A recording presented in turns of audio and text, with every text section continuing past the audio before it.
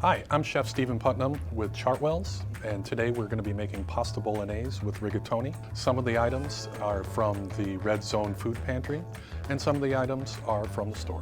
Let's get started. So the first thing we're going to do is dice an onion. So the next thing we're going to do is dice carrots. You can use one small carrot, or in this case I'm using 10 baby carrots because it has a sweeter taste. Okay, now we need to chop the garlic.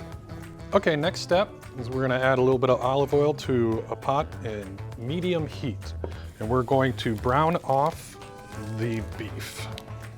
Okay, now that our beef is browned off, we need to take a strainer and remove it, leaving the fat in the pan. Okay, our next step is to add the olive oil to the same pot with that fat. We're going to add our onions, we're going to add our carrots, and we're going to let these cook for about 4 minutes. Now that we got these nice and soft, we're going to go ahead and add that garlic that we chopped up, and we're going to let that cook for another minute or two.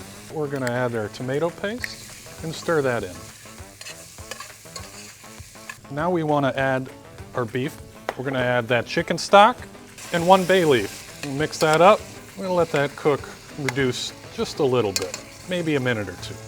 We're going to add the rest of our ingredients. So we're going to start with our tomato sauce, our diced tomatoes, our oregano, salt and pepper to your taste. Mix it all together. Okay, we're going to let this cook down, let's say about 15 minutes or so.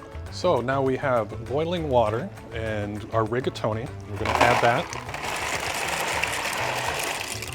Let that cook till it's soft.